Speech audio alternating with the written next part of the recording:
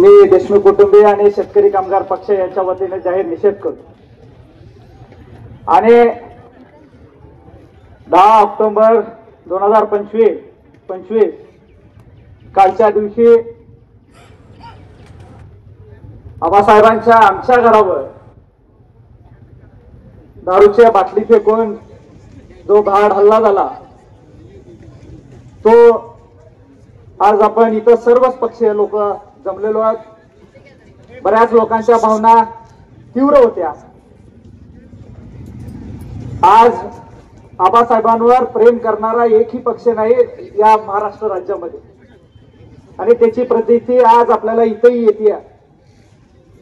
आज सर्वच पक्षातील लोक आबासाहेबांच्या घरावर आबासाहेबांच्या विचारावर झालेल्या हल्ल्याचा निषेधार्थ एवढ्या उन्हातानाचा आपण सर्वजण इथं जमलेलो।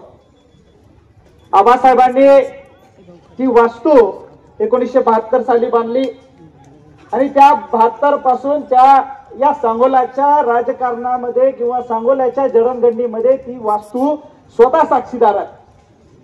आबासाहेबांच्या प्रमाणे इथले सर्व ज्येष्ठ मंडळींच्या प्रमाणे ती वास्तू सुद्धा आज या सांगोला तालुक्याच्या जडणघडणीमध्ये विकासामध्ये स्वतः साक्षीदार असलेली ती वास्तू आहे।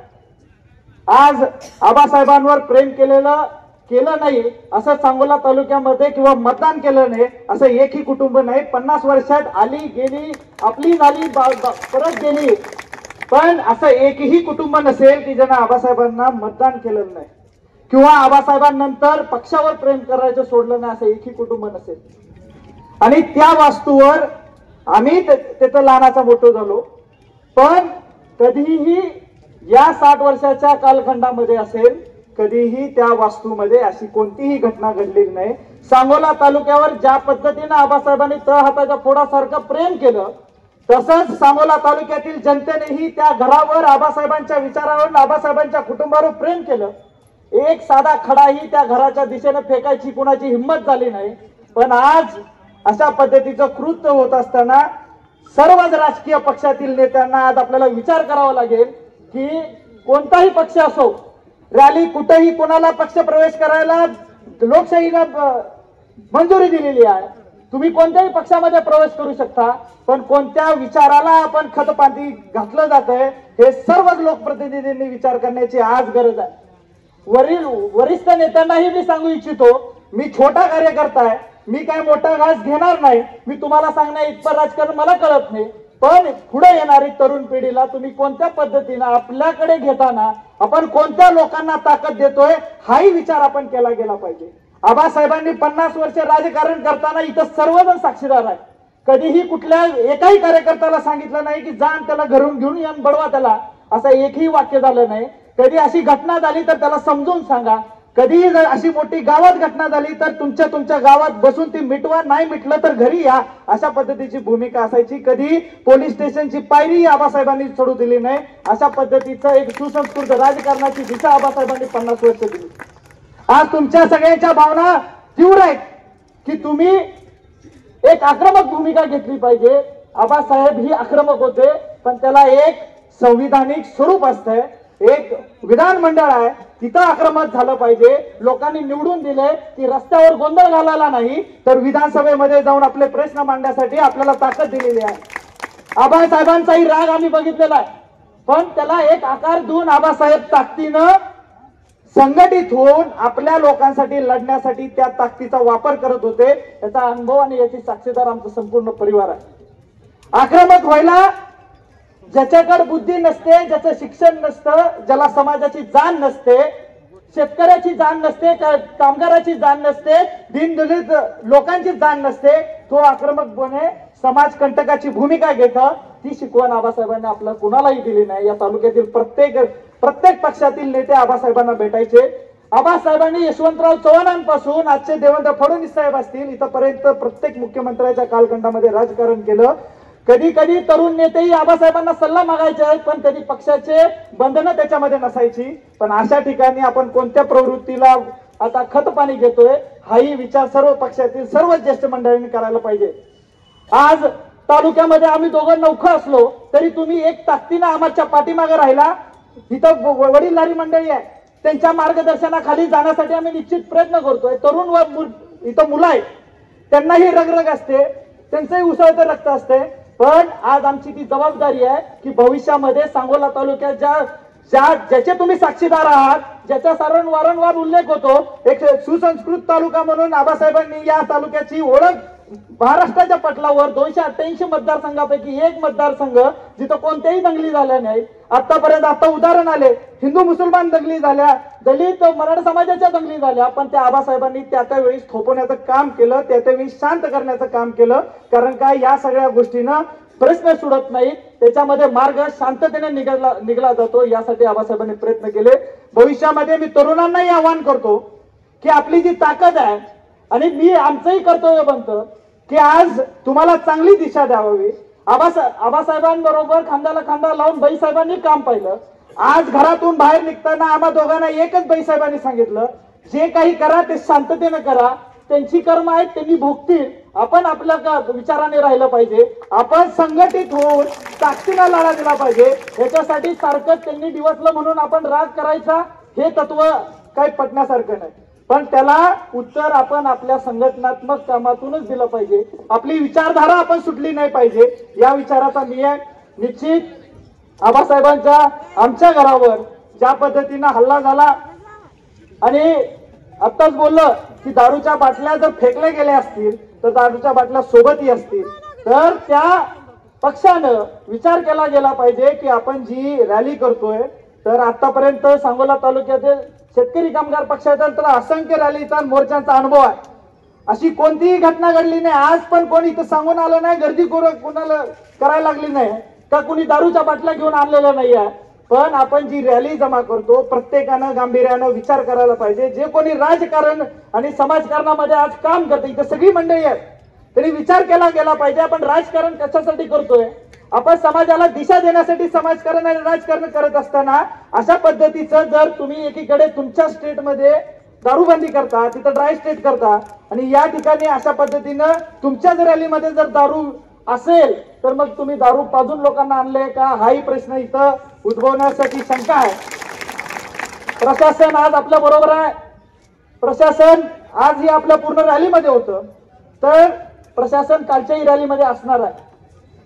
तर प्रशासन त्या रॅलीमध्ये असेल तर आता कोण इंटेलिजन्स वगैरे बोललं बऱ्याच गोष्टी, मला काही त्यातलं कळत नाही. पण प्रशासन आजच्या रॅलीमध्ये जर आपल्याला पावलाला पाऊल असेल शांततेत, तर एवढ्या मोठ्या डीजेच्या रॅलीमध्ये 2 तासाच्या रॅलीमध्ये तर प्रशासन असणारच आहे हमखास. ते कुणाच तर कुणाच्या मोबाईलमध्ये टिपलंच गेलं असणार आहे. आणि जरी डिलीट केलं तर सायन्स एवढं पुढे गेलेलं आहे, सायबरच्या ह्याच्याने ते शोधून काढावं. मी शोधून शिक्षेसाठी नाही म्हणत, तुम्ही त्याला शोधून काढा, पण तो कुणाचा माणूस आहे हा नेमका कळायला गेला पाहिजे. कारण का आबासाहेबांवर सांगोला तालुक्याने एवढं प्रेम केलं. आबासाहेब 2दा कॅबिनेट मंत्री होते, पण कधी सिक्युरिटी नाही घेतली. कधी घरावर 72 पासून एकदाही सीसीटीव्ही लावायचा प्रयत्न केला नाही. कधी कोणता माणूस पैलवान आणून तिथं बसवला नाही की बाबा दादागिरी करायला कोण नाही.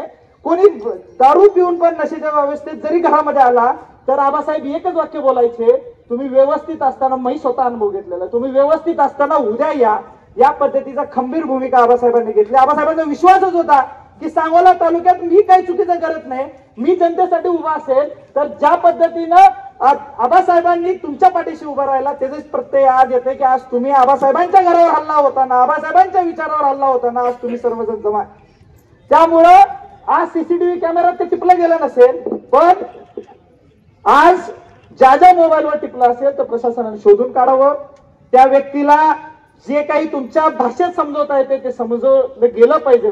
कारण का उद्याहून अशा प्रवृत्तीला खत पाणी घातलं गेलं नाही पाहिजे. या भूमिकेचा मी आहे.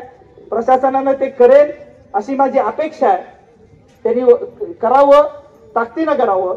आणि मी तुम्हा सर्वांना सांगतो, आबासाहेब एका बाजूला, चंद्रकांत दादा एका बाजूला, बाबासाहेब एका बाजूला, मी त्यांच्यातला सारखा मवाळ नाही आहे. राजकारण करायचंय समोरासमोर करा. तुम्हाला जर कुस्त्याच करायचे तर तेल लावून एक मैदान करा. मी आहे तिथे समोर आणि मग बाकीचे. आणि मी तुम्हा सर्वांना शब्द देतो की ज्या ताकदीनं नुसती एक बाटली फेकली म्हणून त्या विचारावर तुम्ही हल्ला केला म्हणून तुम्ही सर्वजण इथं जमा झाला, कुठल्याही पक्षाचा असो, ते आज ताकद द्यायला आमच्या पाठीशी उभा राहिला, पक्षाच्या पाठीमागे उभा राहिला, आबासाहेबांच्या विचाराच्या पाठीमागे उभा राहिला. प्रशासन राहिलं एका बाजूला, ते तर त्यांचं काम करेलच, पण इथून पुढे अशा पद्धतीचं कोणाच्याही घरावर झालं तर त्याला अनिकेत देशमुख आणि बाबासाहेब देशमुख समोर असेल हे मी सर्वांना देतो. आज राजकीय पक्षाची प्रत्येकाची भूमिका वेगवेगळी आहे, ती एका बाजूला असू दे, टीका टिप्पणी चालत राहणार आहे, पण राजकारण आणि समाजकारण सांगोला तालुक्याचं सुसंस्कृत राहायची जबाबदारी आम्ही दोघं निश्चित घेऊ. हा शब्द तुम्हाला देतो. कुठलाही पक्ष असो, पण या शांतता आणि सुव्यवस्थेला कुठेही काळेमार लागणार नाही हा शब्द मी तुम्हाला तुमच्या सर्वांच्या माध्यमातून देतो. कुणीही अशाला बळी पडू नये आणि जाहीर निषेध तर आपण करतोच आहे, ताकदीने निषेध करतोय. आणि मला अभिमान आहे की आबासाहेबांचा विचार अजून सुद्धा सुटला नाही. एवढे बॅनर लागले, त्यांना काळजी एवढी होती की त्यांनी प्रत्येक बॅनरला एक प्रशासनाला माणूस उभा केला होता. एवढी भीती, आणि आम्ही ते करणारच नव्हतो. आम्ही कधी, मी आबासाहेबांना बघितलेलं आहे गाडीत असताना, आम्ही लहानपणी गावभेटी दौऱ्याला असताना आबासाहेबांचा बॅनर जरी लागला तर आबासाहेब म्हणायचे हे बॅनर कशासाठी आता काढा लावायचे. यांचा कार्यक्रम झाला, यांना काळजी की हे फाटू नये म्हणून, कारण त्याला पैसे घातलेले आहेत. मला टीका टिप्पणी करायची नाही, तुम्ही कोणत्या पक्षात जायचं हा प्रत्येकाला वैयक्तिक प्रश्न आहे, पण भीती कशाला तुम्हाला, कर त्याला डर कशाला तुम्हाला, मग चुकल्यासारखं वाटतंय का, हाही प्रश्न तुम्ही विचारला गेला पाहिजे. आणि प्रशासनाला मी सांगतोय अशा पद्धतीनं ताकद वाया घालवायची गरज नाही.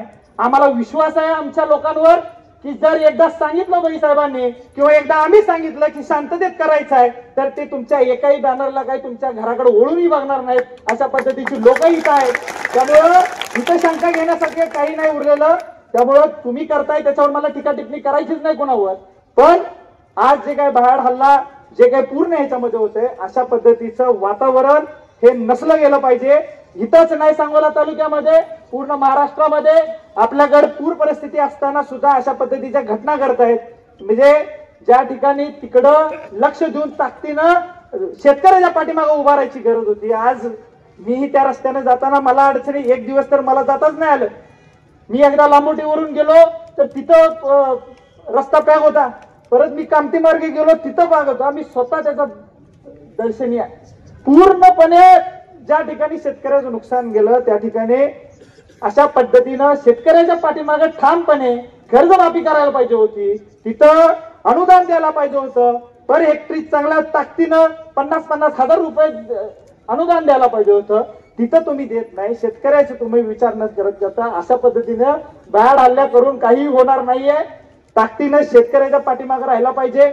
आपण सर्वांनीही, आज मी या मंचाच्या वतीने तुम्हा सर्वांचाही आभार मानतो. खारीचा वाटा सगळ्यांनी उचललाय त्या शेतकऱ्याच्या घराचं कुटुंबाचा संसार थाटण्यासाठी. इथं वेगवेगळ्या संस्था आहेत, त्यांनी मदत केलेली आहे, तेही आबासाहेबांचेच विचार आहे. अशा ताकदीनं ज्या ज्या वेळी संकट येईल त्यावेळेस आपण शेतकरी कामगारांच्या पाठीमागे, दीनदलितांच्या पाठीमागे निश्चित उभा राहू. पण या झालेल्या भयाड हल्ल्या निमित्त तुम्ही शांततेनं, मला खूप अभिमान आहे तुमच्या सर्वांचा की तुम्ही शांततेनं एकही कुणावर कमेंट न करता फक्त आबासाहेब अमर रहे ह्या घोषणेवर तुम्ही येतपर्यंत आला, या उन्हातानात राहिला. मी तुमच्या सर्वांचं खूप आभार मानतो की तुम्ही आमच्या पाठीशी राहिलाय. मी शब्द देतो माझ्या हयातीपर्यंत मी तुम्हाला कधी वाऱ्यावर सोडणार नाही, हा शब्द मी तुम्हाला सर्वांना देतो. स्वर्गवासी बाई डॉक्टर गणपतराव देशमुखांचा, आबासाहेबांचा अमर रहे, अमर रहे, अमर रहे, अमर रहे. आबासाहेबांच्या घरावर झालेल्या भयाड हल्ल्याचा